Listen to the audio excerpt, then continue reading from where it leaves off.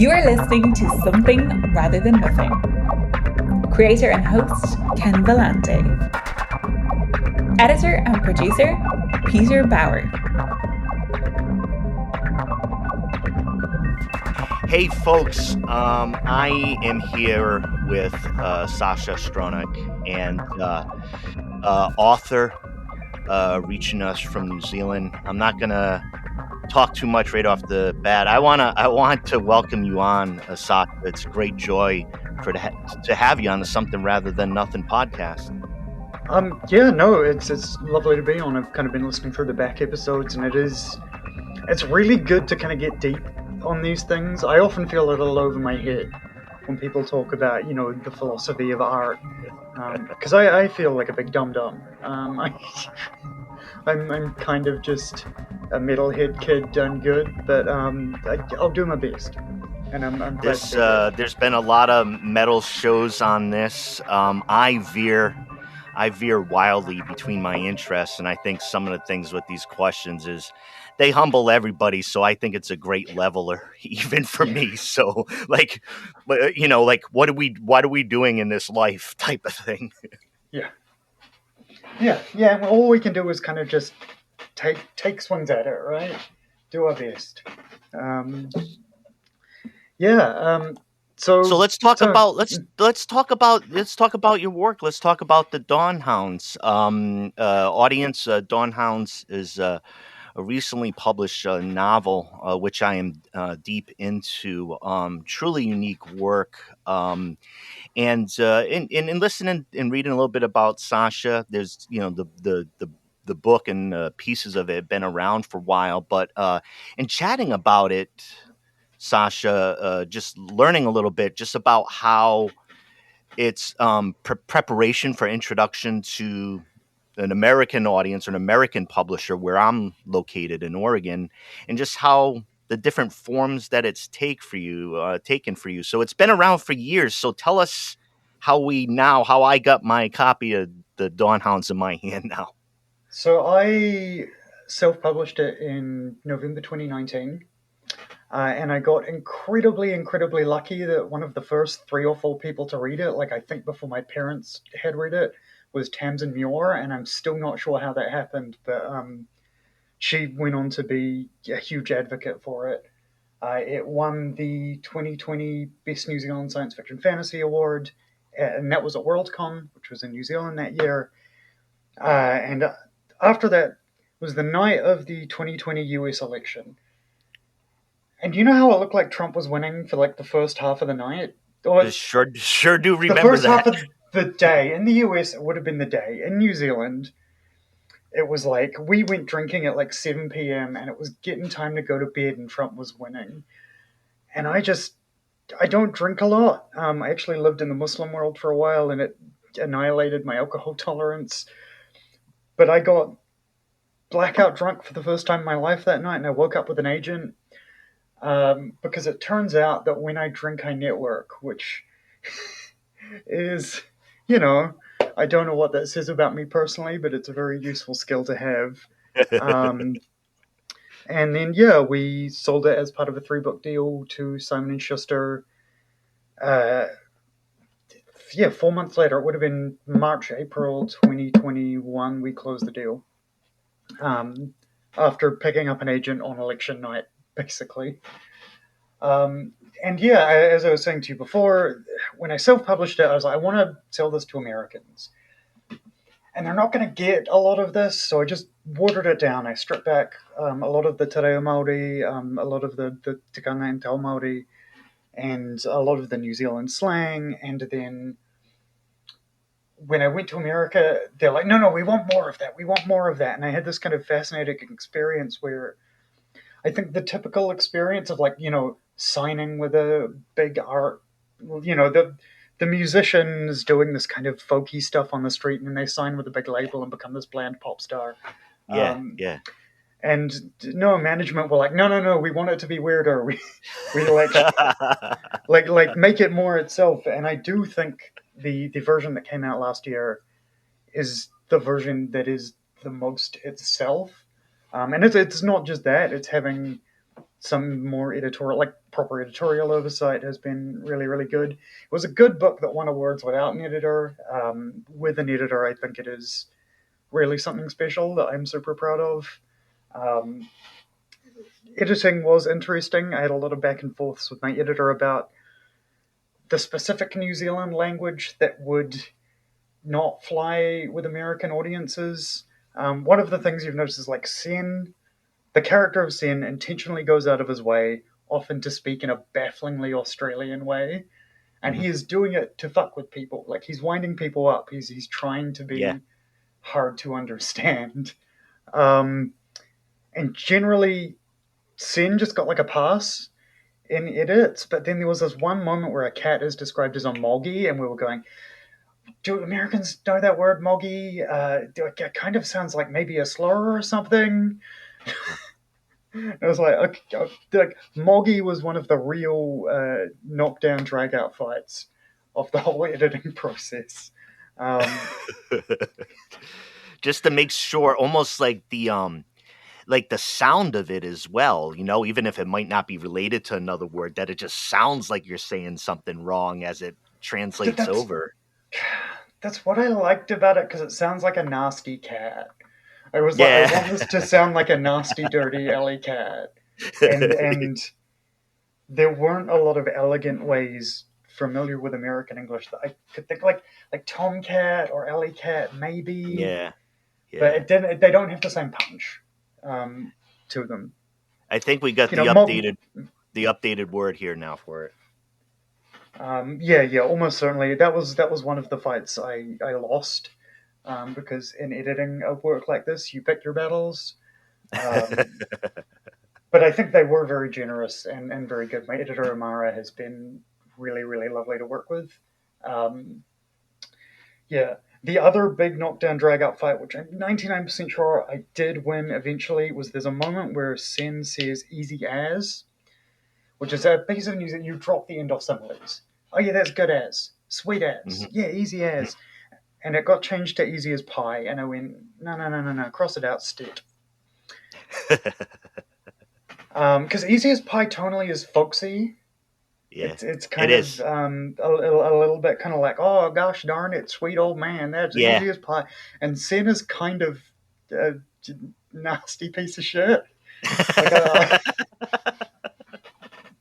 Well, I love him. He ended up being one of my favorite characters in the book, but he is meant to be a bit more of a kind of slightly rough around the edges kind of guy.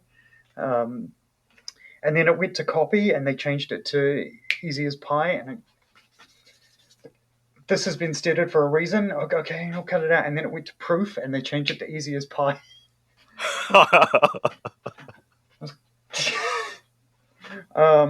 That's why, by the way, there is the author's note at the start about New Zealand slang. I think that was the compromise that. I read that at the beginning, and I knew there was a backstory for you.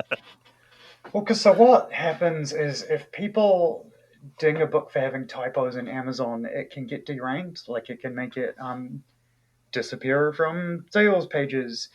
And this is a piece of New Zealand slang that to some American readers looks like an error. Gotcha.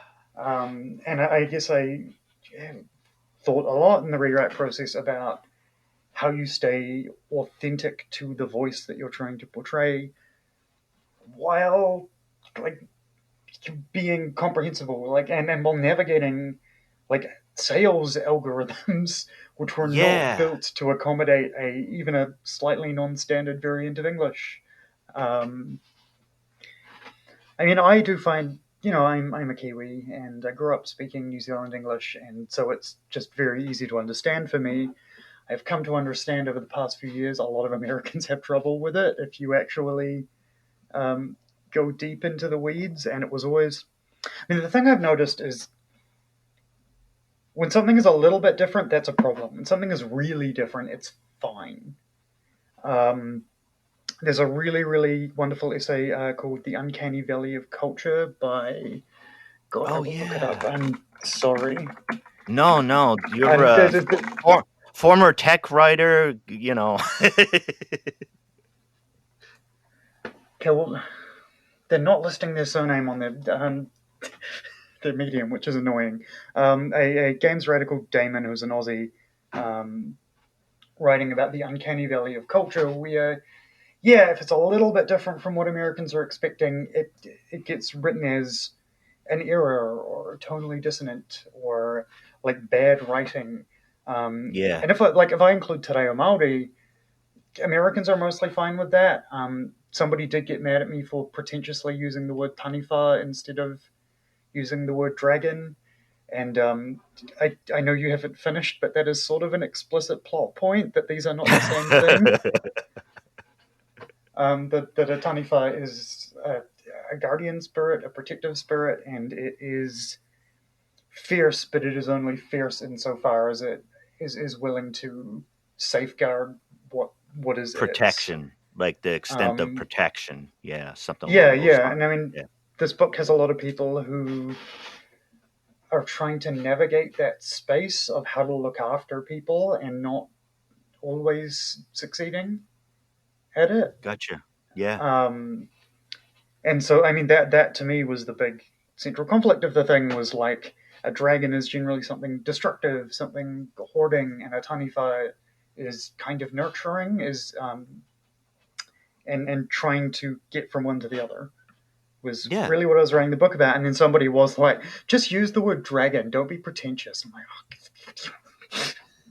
still trying to get it right. You're still just, the words are just so deeply important. What I wanted to ask you, Sascha, is the background within tech that I read about, and I see within your work, of course, technology, but it's almost like sentience and transmission of like consciousness, and the idea around fungal life, like different ways of transmitting. There's something like earth tech, and I'm sorry if I'm like clumsy with my words, but like there's something like within how you create that world, it's like so imbued with that, but through the land or something. Am I getting at it? Yeah, no, I think, and there is one of the big. So the first version of it I wrote in 2013, and it was a pretty straightforward kind of police book. And then all of the mushroom stuff came later, when I was on this journey to reconnect with my Whakapapa Māori, my Maori heritage, and the connection of the people with the land is a really core part of that. I went back to the place where my marae, like the tribal kind of HQ, is a couple of weeks ago, actually, and just being on that earth felt really healing and made me feel really connected with the people around me and the people in my past. And that kind of crashed into the fact that, I'm really interested in hacking, and my dad's an electrical engineer, and I inadvertently created a magic system that works like circuitry but with life energy. That's people who have been confused. Oh, you haven't got to the ending, but there is a moment where the big moment, it just works exactly like circuitry. Like all of the fungal and all of the magic and all of the tech stuff combines to make a functioning circuit. Wow. And I guess it was hybridizing that. Like when I am struggling to write, I go and find a big tree and I just kind of vibe with it for a while. The big inspiration for the mushroom thing was I was living in Indonesia, about an hour south of Surabaya, when Mount Khalid erupted. And I woke up. I remember this surreal day where I looked out the window and it was black and white. And I went, I'm dreaming, I'm going back to sleep. And then I got back up later and realized it was volcanic ash. And then I looked at my bedside table and a mushroom had just punched right up through the floorboards and through the bedside table, like overnight. Yeah. Like it had clearly moved with considerable velocity for a plant. Yeah. And that was fascinating to me. And, I went and read a lot about mycology. I've been reading recently a lot about traditional Māori uses for mushrooms. There is one mushroom that, when dried, will smolder without burning for an extremely long time. And so, if you need to move a campfire from place to place, like over like a day or two, you can smash that in and go for a walk. I mean, mushrooms are endlessly fascinating. People are really, really surprised that I neither eat nor take mushrooms, and I think it is because I know too much about them to ever put them in my mouth. Ah.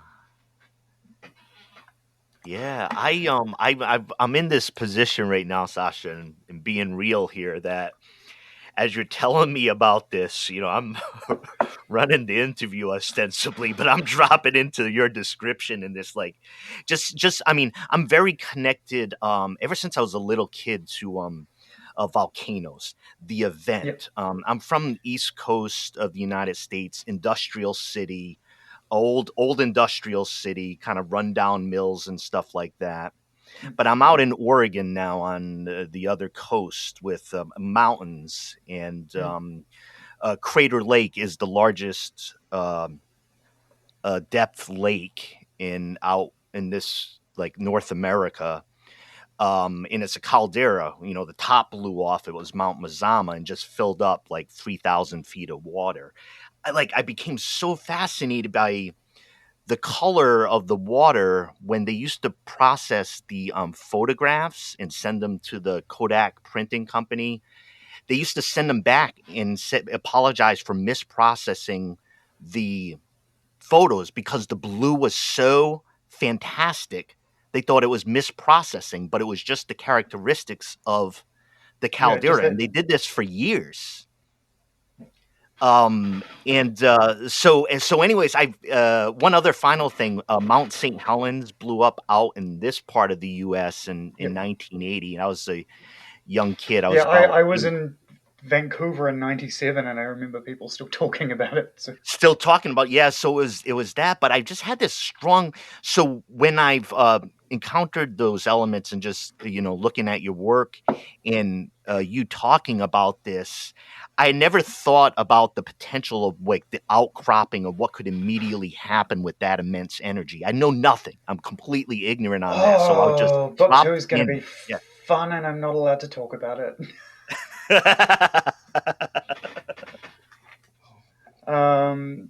Been reading up a lot on radiation. I think I'm allowed to say that, but the way energy and heat and waves interact is pretty central to that. Like that immense power that is available under the earth. The book is called The Sun Forge. If that gives you an idea of how much we are going into heat, as a big kind of central thing. I mean, volcanoes. I mean, because you're in Oregon right now. I'm in New Zealand. We're both on the Ring of Fire, right? Like, this entire land is shaped by that. And if you come to New Zealand, it's very tectonically and geologically new. Okay. You go to places that raised up out of the earth, or places that haven't tectonically moved in thousands of years, and there's kind of like rolling flat plains, and New Zealand is jaggy. New Zealand is all kind of little spiky, broken teeth. It's really hard not to live here and not understand the land in that kind of slightly eruptive way. I mean, you can always spot when an American comes to New Zealand, they're from the West Coast. If when an earthquake happens, like, how they respond to it, I've noticed.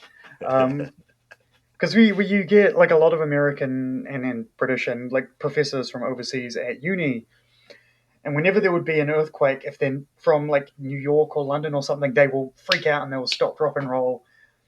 And everyone who's from, like, Cali or whatever, or New Zealand, will just kind of sit there and go, what's that, like a 4.1? Like, that was a long one. just riding it out until. I mean, if it's actually big, people will do the stuff, but I think you kind of become accustomed to your like 2s through to your kind of 5s just being a thing that happens sometimes, and it's like, oh yeah, it's an eventful part of the day that everyone's talking about around the water cooler. But well, yeah, and you're talking about that reaction. I just wanted to, before asking you another question, I want to mention one thing about, I moved to the Midwest, and I had never seen tornadoes. Speaking of kind of cataclysm and energy, I had never ever seen them in my life, and it was the same type of thing where a tornado for me, when I first saw them, not very close, but knew of the experience, was crystallized instant death. Like, to me, it was so powerful. If you and tornado next to each other, no more you.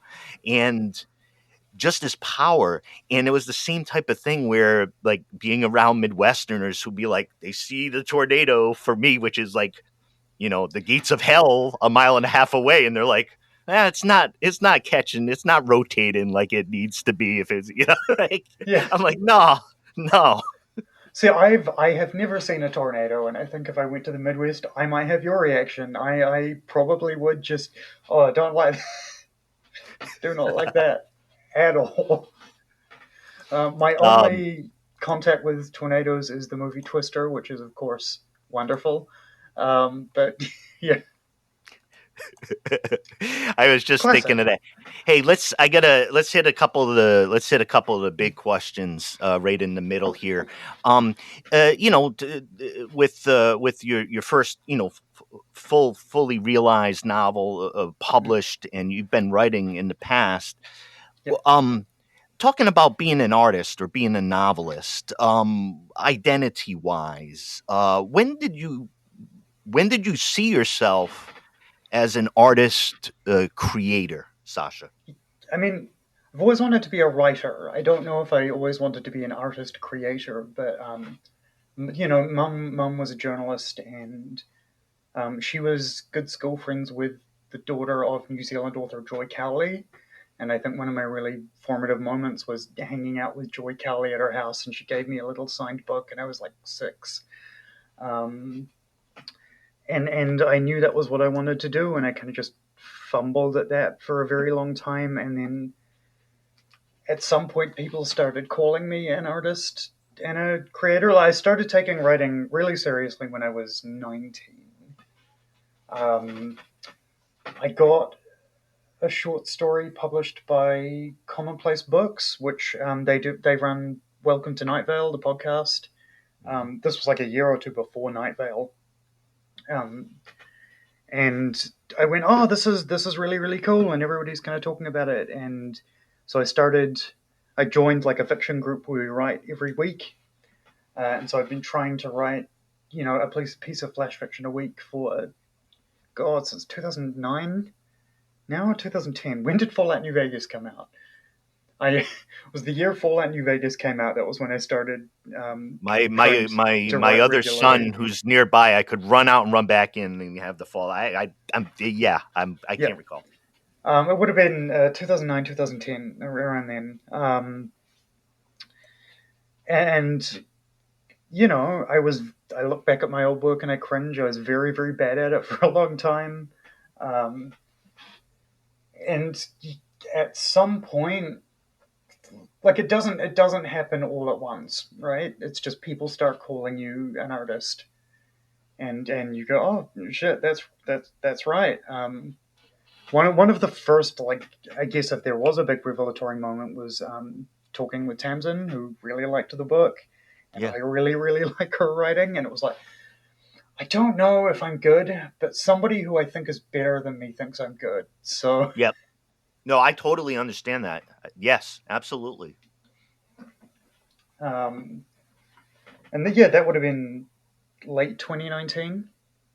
And it's kind of just been slowly kind of building up since then. I think I have considered myself a writer since I was like 18 or 19.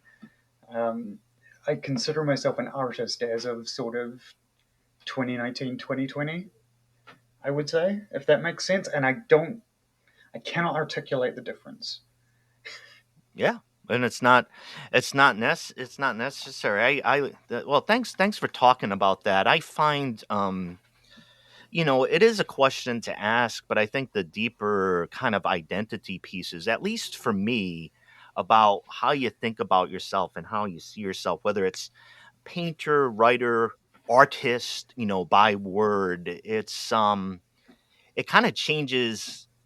At least for me, it kind of changes how when I step out into the world, it's going to go a little bit different for me Mm. with some of that vibe. I mean, a writer to me, because I do journalism work and I do editorial work and stuff like that, and to me that falls under writing as well. Writer is very broad. Writer to me conjures a very specific image of precision. It's quite a tidy word, almost. Yeah. An artist is sort of big and sprawling and colorful, and writer is kind of boom, boom, boom. And I don't know why that is. Yeah. My first real encounter with art that really switched me on was like Rimbaud and Ted Berrigan and John Ashbery, like these very like surreal poets who kind of existed in this. I don't know if there's a single term for all of them. They're Berrigan's a beat, and Rimbaud and Ashbery I heard once called pomosexual, which I really like. That the way that queer writing often has to cipher itself because queer desire is marginalized and targeted, and so there is this art of saying without saying, Right. which Right. often couches itself in this quite dense, metaphorical, like deeply layered, colorful language. And that was the first art that really switched me on, and that was where the space I kind of emerged from. But I consider myself, I think, more of a writer, more of a technician than an artist. I mean, I do have synesthesia, which is much less exciting than a lot of people think it's going to be. But one of the ways I write is I paint with the colors in my head. Is how I've articulated it. Like across those 10 years writing flash fiction, the one thing that I learned to do was take what is basically static, what is basically random neurological firings of color and sound, and translate that into something comprehensible to other people. So I think I write in a more painterly way. I write in this quite loose, creative way, but I don't know. I still very much consider myself a writer because to me, writing is the art of precision, and I came from this like flash fic and poetry, which every single word counts, and you can micromanage and you can be incredibly surgical, and I try to do that at macro scale. In my novels, it's not always possible. Sometimes a book just needs connective tissue. Sometimes a book just needs you to move from A to B. But like that precision, I think, is one of the things that I really, really value, and that is a writerly precision. So I guess I try to be an artist in the way that I weave color, and I try to be a writer in the way that I pin it down.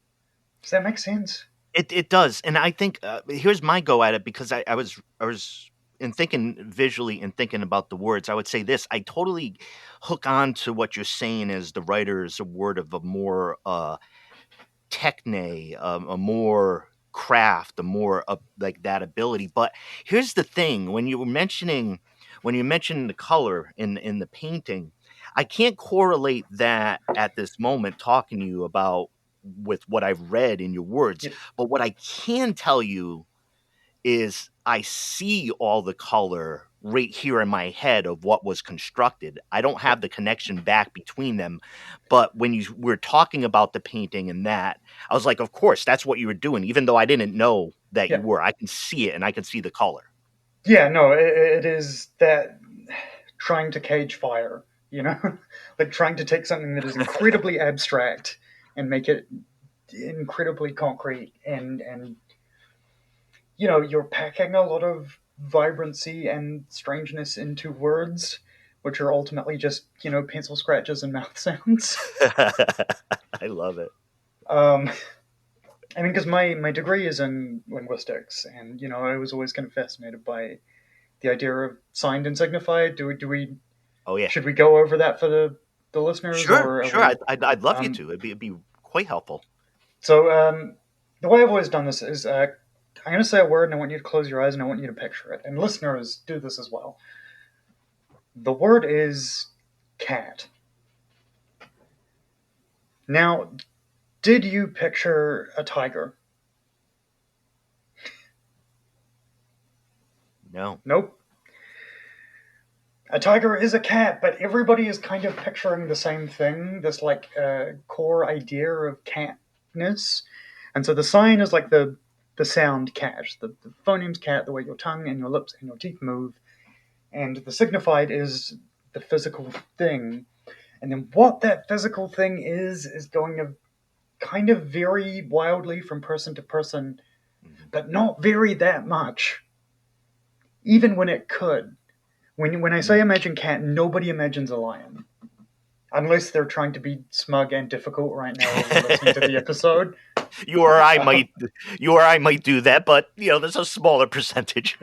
but like basically everybody, the colors might be different, but everybody kind of pictures a house cat of approximately the same size that kind of makes a noise a little bit like meow, and it's got most of its fur, and it probably has 2 eyes and 4 legs and a tail. And it's kind of incredible that cat, the sound, can encapsulate the breadth of that, and everybody just gets it. Yeah. Right? Yeah. I say cat, you imagine the animal. And to me, art, if we're going to talk about the philosophy of art, like what it is in the nitty gritty, is that the story does not come from me or you. The story is this like alchemy that happens between us. That it is your experiences and your interpretation meeting my articulation. And there is only a certain number of ways that it can be interpreted because words mean things. Mm-hmm. But also words are kind of fragile and easy to break. One of my the aphorisms I come back to a lot in my art is that X, whatever language, form, genre should be a playground and not a prison. And I try to fuck around with that relationship between reader and writer, between what words I'm writing and what's in their head, to create hooks, to create kind of little jaggy, interesting moments that stay with you. Because I want to tell you a story, and the story doesn't happen in my head or in your head. It happens in the empty air between us. No? Sorry, I feel like I'm rambling here. No, Sascha. You are this show is sort of space of where you are right here in it. No, I mean it's just the vital question without me asking is what is art? And there's this interrelationship between you and I, me reading, you writing, and in that space there is, because I can easily point to the painting back behind me and say what is art, and I can describe in much more empirical ways of execution here that this is the thing. But the writing, the words are the little pieces that are etched on a paper, and the hallucinations that happen in my head, you don't know what those hallucinations are. And in that space right there is the philosophy. So to answer your question, you're right in the area that we go towards. There are Maori is an oral tradition, and there is a pretty deep storytelling tradition that gets a little bit weirder and more complicated when it comes to the page. But there are these ideas of ihi and wehi. That there is the light, the thing that you are trying to project, and then there is the desired emotion. And you are forging a connection between these two things. It's almost like a quasi-spiritual link between two people. That I am showing you my light, and then you are responding to it spiritually and physically and emotionally. And it is a package deal. And I think that does work better when somebody's looking you in the eyes, but I think great novelists, and particularly, great Māori novelists like with the Imaida, really, really master that across the page, across distance. Like that forging of two people, well, into something so strange and unnameable and intangible that then goes away, but if you've done it right, changes you both. Yeah? Yeah. I'm gonna jump back too. That volcano, you said that when you woke up and you looked out and you thought you were still sleeping, you went back to sleep. When you look back out and you realized that was the reality that was in front of you, what did you see? What was there? I heard you tell a little bit about this. I mean, what did you see then? Because it sounds spectacular compared to other experiences. So, I mean, the way I was talking about Kiwis and earthquakes, Indonesians are with volcanoes. And so by the time I went outside, there were just people in really wide brim hats with brooms just sweeping the streets. Everybody, people going to work, everybody was just being very, very casual about the fact that, because we weren't in the evacuation zone for Khaled. I was in a town called Kota Sidoarjo. But it was just a great big dumping of ash that covered everything. It was like a half inch. And by the time I went out, it had, some of it had been swept away and it had started to kind of fall off things. And so you would get these little snatches of color. You would get like the leaves of a plant with like a little bit of a green tip because the ash on the tip had fallen down because it was slightly angled. You would get the bricks on the road being the color of bricks, but then the gaps between them were the color of the ash because that's harder to sweep. Yeah, I remember it was still falling, and all of the locals were super casual about it, and I just went, okay, All right. we're fine. But it I mean, it was a surreal moment just waking up and looking at that, and for a moment feeling like you were not awake. Um, and obviously it stuck with me, and obviously it features pretty heavily in book 2, ash and fire, and there is no line between us and art, right? Like it feels like an anodyne observation as an artist that living is art, um, that we exist in a world where like we are affected by the world, and then we process that world. One of my formative experiences as a poet was my poetry tutor. It goes, "What is poetry?" And everybody goes, "Yeah, yeah." And he points Yeah. outside at a tree and goes, "Is that a poem?" And we all went, "Yeah, yeah." And he went, "No, it's a tree." And I went, "Okay." But like like trees inspire art, and it's at that place, and it's particularly these very stark, strange moments that I feel, particularly like I write science fiction and fantasy, which is very stylized and kind of goes for these like very big swings in setting. Yeah. Um, it is moments like that where the world just very briefly gets turned upside down that influence it the most. Yeah, I love that. I love that. I wanted to one more thing on the volcano. I remember watching this strange Werner Herzog documentary.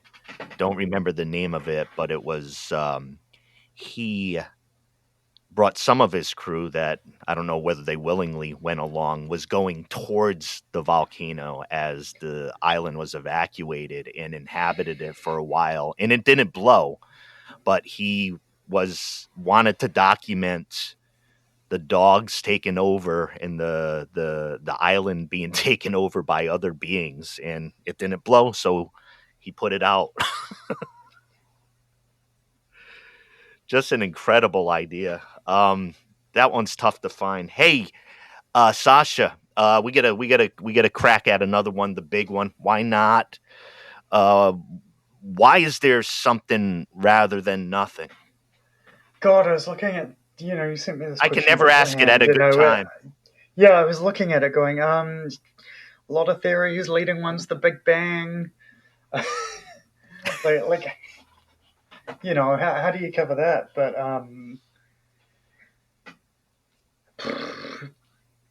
there is something rather than nothing because we need there to be. Like, you can get into the kind of cold physics of it a little bit if you want. But something and nothing are both very expansive terms, and I guess when we're talking about art, something to me means art, and nothing to me means a lack of art. And often there is nothing. AI art has been kind of pretty big in the discussion right now, and everything we've talked about. I mean, the reason that AI art feels wrong to me is because it lacks all of that. But because, like, there's no person, there's no experience, there's no like qualia going on, Also for book 2, I've been reading a lot about AI, which I started reading up on in 2017, 2018, and has now become a really hot topic. I keep accidentally doing this. You do this when you write sci-fi, that you if you predict enough things, some of them come true. Or some of them become relevant by the time the book comes out, because books take a long time to write. Do you know this idea of a Chinese room? No. So I want you to imagine there is a room, and in this room there are perfect instructions for a human being to translate English into Chinese without speaking... Sorry, Chinese into English without speaking Chinese. Okay. And somebody slides a Chinese character under the door, and the person a Mandarin character under the door. The person follows the instructions perfectly, and then slides the translation out back under the door. Is this person translating? Does this person understand? Peter Watt's Blind Sight is this fantastic science fiction novel, which is basically about a Chinese room writ large. Here is this giant superstructure in space that perfectly replicates understanding but does not understand, and what that actually kind of philosophically means. And to me, to bring it back, that is the nothing, the lack of understanding, the lack of connection, the lack of meaning. And something is there because we need it to be there. Because we need people in our lives, because we need those moments of connection between two spirits. This, I can't remember who the fuck said it, but like, so read it, this idea that art is the places where the chisel slipped. Like, art is the beautifully superfluous. Like, it is all of the things that a person does differently, not necessarily wrong, but just the things that lead them to be there are what makes it art and what helps forge that connection between two different people. And it does not always exist, and more, we're seeing kind of stuff like ChatGPT taking off that just doesn't have it, and feels to me on some level almost profane. It feels like a Chinese room. It feels like a philosophical zombie. Like I, it's it can never be art to me because it is impossible for it to make that connection. Um, but both, I guess that's a very convoluted answer. But both something and nothing plentifully exist, and nothing right now is winning, and that's why I think it is more important than ever to make something. Thank you. Thank you so much. I recently talked a little bit more in. It's tough to pin down, but the terms are enormous, and I've been talking a little bit more about nothing within the Buddhist context, which has a different meaning of the like the absence of inherent existence, the lack of something behind the thing, and just seeing the uses in using the terms, even using nothing as a what they would say a soteriological purpose towards salvation, towards mental clarity, Mm. towards like movement away from suffering. And I really like talking about it in that type of like what is useful and what's helpful in the something, as you pointed out, like in the emphasis on that. Mm. Um, I really appreciate your comments. Yeah, I mean, because I lived in Malaysia and Indonesia for a while, and in Malaysia in particular, there are a lot of Buddhists, and I think I was quite influenced by that, and I had a lot of Buddha. You know how like Catholics who have converted in their adult life tend to be a little bit nuts, and lifelong Catholics are incredibly chill often. I encountered that with I'm like, in the first category, just so you know. We're chatting here for the first time on a podcast category. A, sorry, it's all good. I grew up in Rhode Island where 90% of the people there are Roman Catholic. I met a Protestant when I was 19. I thought they said communist. I didn't know. I come from a very deep background that way. So, but I guess I encountered a lot of people who were raised Buddhist, and that was very different from Buddhism as I had come to understand it. Um, and a lot of that stuff has brought me a lot of peace. The idea that suffering comes from, I don't know if this is even a Buddhist principle, but a Buddhist friend said it to me in a way that sounded, he seemed to be invoking something. He said, suffering comes from trying to control the uncontrollable. And it's really important to acknowledge that some of the somethings going on you have no power over, and that's going to hurt you if you try to take power over them, and you just need to let it go. Which is yeah. also part of the book, is like letting go of the things that you can't control. And I think there is a value in that calm. I think that is another form of nothing that I certainly value. I also think I'm just too messy to ever live entirely without attachment. Yeah, yeah, yeah, yeah. Uh, There's like an honest admission to that. One of the biggest breakthroughs for me, in just within Buddhism, in really in terms of psychology, because if you look within the tradition of Buddhism, it's a deep psychology. But I think the main point is this: is like there's a recognition of the suffering, of the attachment. That's going to be every mm, human, essentially. Like that's going to be. But what they do is kind of in looking at and analyzing, it's like, okay, you're suffering because you're a suffering being, and then you're suffering more because you realize you're a suffering being who's suffering. It's these layers that we placed on top of it, and this it's no like great promise like right off the bat of salvation, but it's just saying let's get to the fundamental lack of control, the mm, fundamental presence of suffering, and not compound it, yeah, kind of. yeah, which has given me a lot of peace. I don't consider myself a Buddhist, but they're chill as far as I'm concerned. Um, you know, I think that is correct. I think I just really struggle to move towards it. Although I suppose we all do, right? Yeah. That if it were easy to attain nirvana, everyone would be doing it. Um, but I'm pretty deep in the suffering. That sounds miserable. In No, in it's in Buddhist terms, I'm uh, pretty. I think I'm never ascending. I'm too much of the world.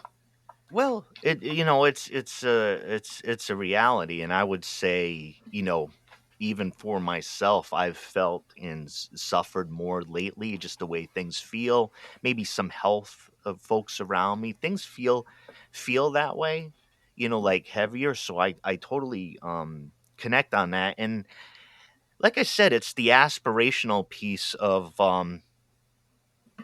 discarding some of the unnecessary things, which is very Yep. difficult. You would have a busy mind. I have a busy mind. So that's where the compounding and the psychology comes through. But there's some truth or some path, I think, um, you know, towards the piece. So man, wow. Something rather than nothing. Why is there? We We got we got got in the weeds. we got everything going on in this. Before I forget, Sasha, uh, tell folks where to find. I know you've done different things. You've done blogs. You've done your books are coming out. The Dawnhounds. Like, where do people connect with that to get your stuff? Um, I mean, you can buy the books at Barnes and Noble or at Amazon. I am an inveterate Twitter user. I keep trying to leave, and it keeps sucking me back in. Keeps pulling you And back in. Keeps pulling you back in. that is at Understatesman on Twitter. That's a little joke of mine because I had a really crappy menial job in politics, and so I was under statesman. Um, I and also, appreciate that. I'm just pausing right there. I appreciate that. I've worked in politics. Thank you for doing that. there is the famous Kiwi understatement. That's the pun. That's the terrible joke. And my website is also just theunderstatesman.com. Um, my website is where I post the stuff that can't get published anywhere else, including blog posts. I write under the name Alex Stronach for the spin-off sometimes, which is a New Zealand outlet, which you can find online. Um, I think that's most of it. If you want a lot of my more esoteric stuff that I couldn't sell, and also a bunch of trunk stories, uh, go to theunderstatesman.com. If you want to see me shitposting relentlessly, go to @understatesman on Twitter. And of course, please buy the book, which is available wherever good books are sold. Um, yeah, Yeah, thank you. And on the book, folks. Yeah. Uh definitely if you can get it from buy it, if you get it from your library, ask for it from your library. I'm actually the audio version available through Audible. I'm both yes. Oh, actually, it's so good. I'm actually, which is I strange, will. is yeah, it's such a wonderful. I mean, I just adore the reading and how that was done. But I'm also reading it and listening to it at the same time. So I was going to try to communicate to you where I was in the book, and I don't think I could do it clearly. So I'm amidst the book. So, Yeah, but lovely recording, huh? The yeah. audio I, recording. I, I love the VA. I just heard one sample. I was like, yeah, it's got to be Anna. It's like, I think it was really important to me that we got a Kiwi VA, because I've heard New Zealand books. I've noticed voice actors who aren't from a place hit slang really hard, and it sounds unnatural. where it's like Yeah. if the moggy skittered past, um, the moggy skittered past. Like they do this little weird emphasis on all of the slang words, and I think getting a Kiwi and a Kiwi who speaks Te Reo Māori particularly was really important to make that feel naturalistic. And also, she's just a fucking good VA. Like, Yeah. Yeah. Yeah. um, Straight up. That's the way good thing call out. Just like yeah, it's great performance. Amen. Yeah. Wow. Okay. Wow. That's all the play. You know what? You even told the folks all the different spots. Oh, To I will find. say, sorry, very Yeah. briefly, the publisher did make a big push for indies. So if you don't want to go to the Zon or Barnes and Noble, it should be pretty easy to get at your local indie. That was one of the kind of big channels I think they were pushing, Yeah. because it's Yeah. the kind of book that Absolutely. gets hand sold. It's the kind of book that is very idiosyncratic, and if you love it, you absolutely love it. I got And a good book story. I got a bookstore that is really doing a lot of nice things. Has a lot of incredible books. Browser's bookstore. It's a mere 2 blocks from where I live, and the owners loves tapping into all the guests that I have on the show. So the book will be available through browsers, and if you're in Oregon or just online. But I really appreciate that, and it is widely available. And one of the things I would say too, in order to push on it for you a little bit more, Sasha, is like when a series begins or when an author is beginning, for me it's so much easier for me to get like right in at the beginning yeah, than like, oh, with all due respect, like it's like me with the podcast. I have 180 episodes, and I'm like, hey, yeah, dedicated listener, you can listen for 6 straight days and then it will loop back again, and that's not so appealing to the common consumer, as good as some of it might be. yeah. And I will say also, this planned trilogy ends. It ends quite decisively. I am writing 3 books and no more. Because, one of the big thematic things is about letting go and endings and understanding like a death and oblivion. And yeah, no, this is going to a nice place, but a place that is pretty definitively over. Um, and I'm already writing a separate, but like I'm writing something totally different on the side. I have all of these other plans for future books that are just in completely different settings. Um, I don't. Yeah, I want people to be able to just pick up anywhere. Like right now, you can. The Dawnhounds is just starting out. You can just pick it up. It is a book that I intentionally wrote as a quote unquote standalone with series potential. That's one of the big ways you sell trilogies these days. But it's going places, but it is itself a sort of closed circuit, part of a much more complex machine. But if you just want to read one book and smash it out and then never think about it again, you can also do that and get your catharsis. Um, in and out, easy, baby. Yeah. Well, once you go in, you'll be affected. So, but I do understand, even if you just did want to do the one. I gotta tell you, Sasha, it's been really a great pleasure to talk with you, and honestly, to go to have a conversation like this, and just really appreciate my ability as somebody over here, as I'm experiencing this great work of art, to connect with you on some things that, like, I don't know, the volcanoes and stuff, that I feel like in a very visceral way. So I just want to tell you, I really appreciate the Thank you. opportunity to chat with you. Um, don't know. It's been really really great to come on. Please go buy my ACAB anarchist detective novel, which is also about mushrooms, dear listeners. Um, but yeah, no, it's been lovely to come on. Did you have anything else? Did you want me to read anything or?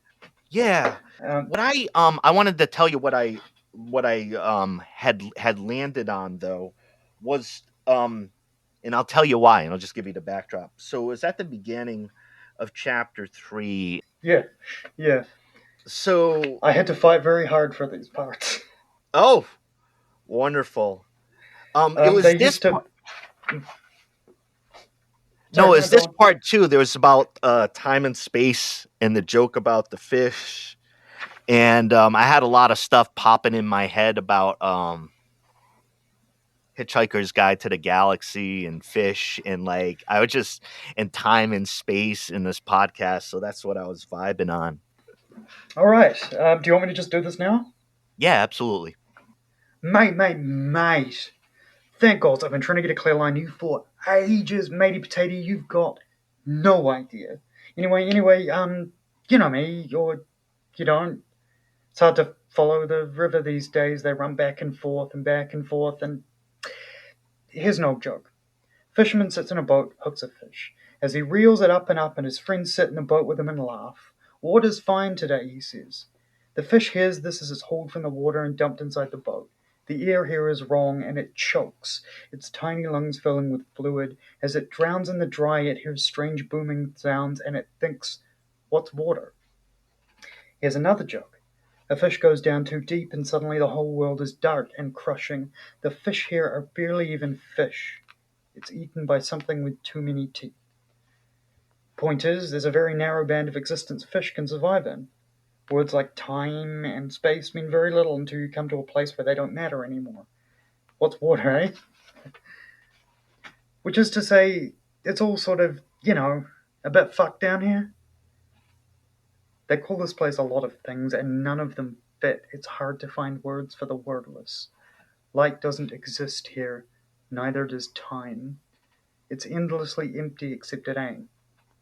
The things that live here don't fit descriptions of anything you've ever seen or could hope to understand. They don't verb the way we verb. On the other side, we call them gods. Down here, they just are. It's hard to describe them in words made for tongues and teeth for a different are and is, but we gotta try. What I see, it matters. Matter will matter. Down in the darkness, something moves. It casts its shadow on the surface. A colossal eye snaps open, synapses fire, and a sleeping titan wakes. It sees on the other side where things are small.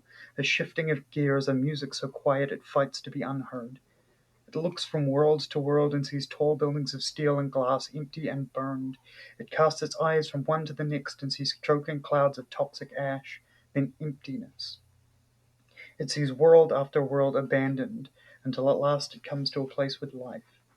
It stands and the world around it dances away, flees from its bulk in great swaths of color and fire. It hears the rumble before an avalanche, a hiss of carbon monoxide in a blocked tailpipe. A single spark, moving with purpose, the overture to Inferno. Have you heard these words? I'm really sorry, mate, but you will. It sees a moment in the darkness so cataclysmic it would rend is from is. It sees a wave, an eruption that will echo back through the ages and into the dreams of mortals night after night, year after year, until they awake screaming about a war in heaven. There is silence, then a shadow, then from everywhere and nowhere at all, a new music rises from the deep. No, not music, the very opposite of music. A darkness come to swallow the world. An unsound spooling across heaven until nothing else remained, will remain. What's water? Mate, that's a good one. That's a good one. Sasha, thank you so much. Yeah, no, it's been lovely. I hope that cuts into a good episode. It most certainly will. And I think I'll have it out in a couple weeks. Just so you know, the new episodes get about 1,000 downloads within the first 2 or 3 days. So okay, it'll have some punch to it. Probably good. All around. Yeah. By you and over by here. So I'll keep you posted. It's been a pleasure to meet you, and I'll be in touch. All right. All right. You too. All right. Take care. This is Something Rather Than Nothing,